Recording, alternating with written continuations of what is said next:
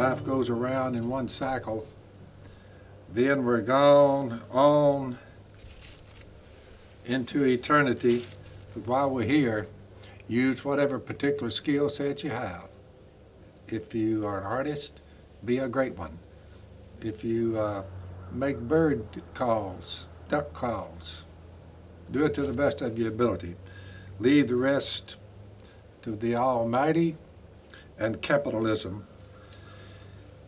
Wealth is worthless in the day of wrath, but righteousness delivers from death.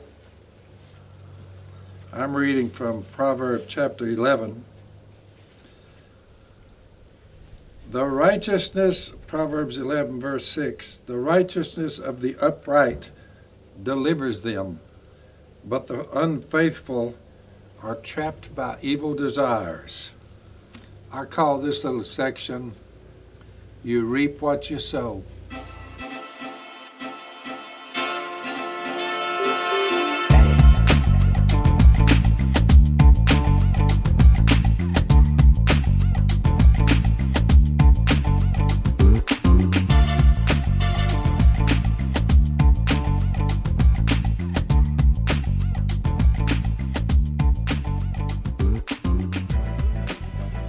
All right, so initially when I first opened up my youth program, I really didn't have a lot of equipment and stuff in here. So, I reached out to Madon, which is a good friend of Phil. And at that time, Phil was in the process of taking over the lead pastor role at University WFR. And, he agreed to meet me at WFR, which is the big church. I mentioned to him that I had a youth program, that I was in need of some equipment to help further the things that I value in boxing. At that time, I didn't have, my eyes set on the physical part of the boxing program, but I knew at some point, we was gonna have a boxing program, but at that moment there, we just needed some equipment to help with the youth that I had enrolled in the program. And he helped me out, he asked for me a list and I gave him a list. He didn't give me no certain price. And everything that I asked for, he provided for me with no question. And that was the beginning of our friendship. And since then, him and Miss K has been really the big supporter of this program.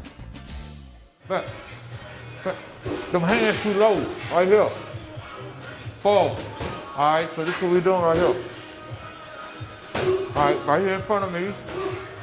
I was introduced to Ed at church by our sister in Christ, Miss Pat Moore. She knew that I had a passion for boxing, and she knew Ed, she knew his background. And, I never met Ed because I'm not from Monroe, so.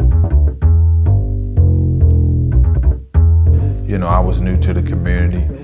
And, we talked about some of the things that we both desired. He knew this land, and just the brief conversation that me and Ed had, I knew he had a wealth of knowledge that he can not only, share with me, but share to the community.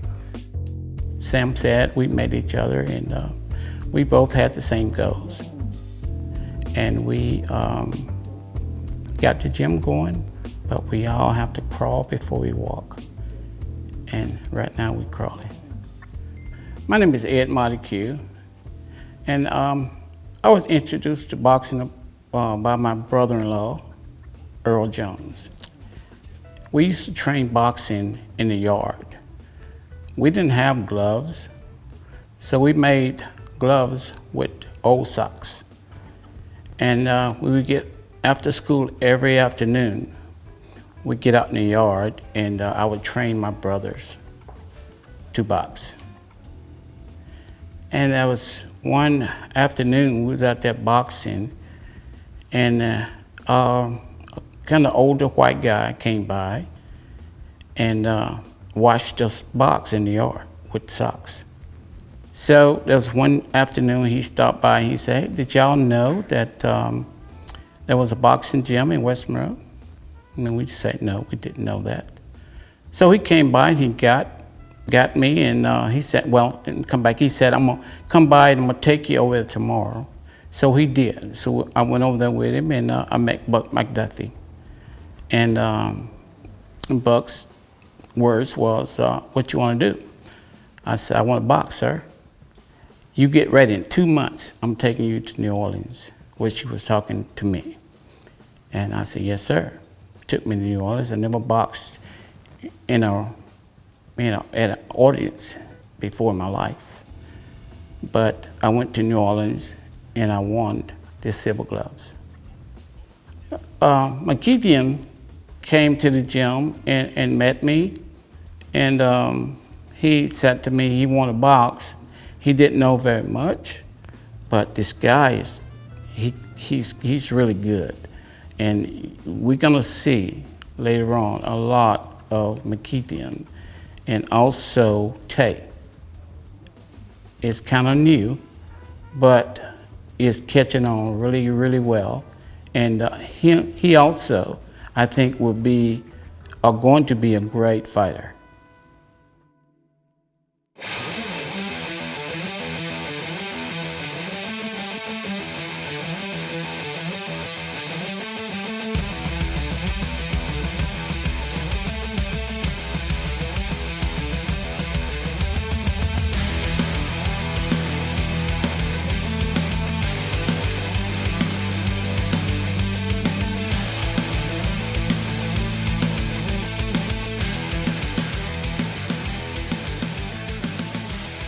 My name is McKenna. I'm 17 years old.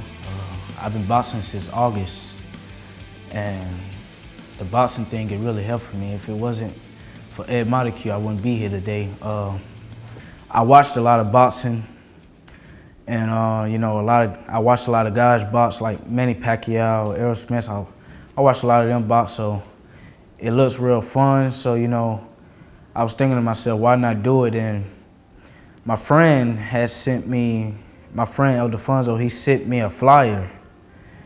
It was at the store and it said Bonekrushers Fitness Gym. And I got the number and I seen Ed Montague's number on it, and I gave him a call. And I called him and said I want to box. And I came up here, when I got back from out of town, I came up here that Saturday and I got into training. Hey, my name is Dante Davis, and I always wanted to box. Like, it's always been like one of my dreams to do. And when I really just got like serious like a couple months ago. I was at work, and I just kept going around with my job and shadow boxing and stuff like that. And I just kept telling everybody I want to be a boxer, I want to be a boxer, I want to fight. And it was this one guy at my job named George, and he was like, "You sure you want to be a boxer?" And I was like, "Yeah." And he was like, "Well, I know this man who a legend. His name Ed." And I was like, "For real?" And I was like, hook me up with him, you feel me? And he gave me his number, and I called him, and I was like, "Hey, Mr. Ed, this Dante, I heard about you, and I want to box." And right away he was like, "Come on in." So came in, and as you can see, been good. What brought me to University Church was one day we was talking in the truck, and I was telling him like I want to get baptized and I want to go to a church, because I haven't been to a church in like 8 years. So I was like, God was calling me and telling me like, you need to join a church and get baptized again. And we was talking in the truck one day, and he invited me to the church, which was that Sunday. And I told him I want to get baptized, and that's when it happened. Oh man, boxing has been a really testament for me, because I was introduced to boxing when I was incarcerated. I got incarcerated at a very young age, and I did 22 years for some very immature and bad decisions. And during that time I was incarcerated, I got introduced to boxing, and during the time, we was fighting very competitive fights in the institution. And, I had to study the craft because I wanted to be best. I didn't want to just be, a boxer that, even though I wasn't getting paid top dollar, I wanted to be the best at what I was doing. And I started to apply the discipline and the skills of boxing. And, when you start to apply those skills, it transition and it starts to change the way you think and the way you, how your decisions make. And I started applying them to my life.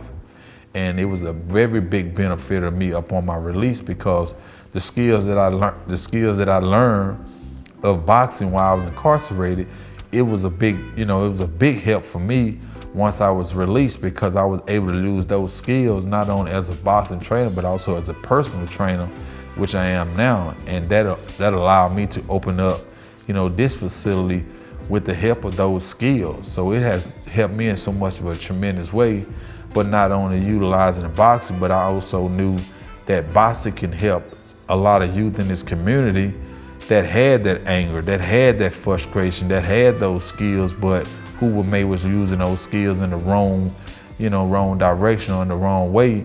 And I could help them to where I can turn those skills into something positive.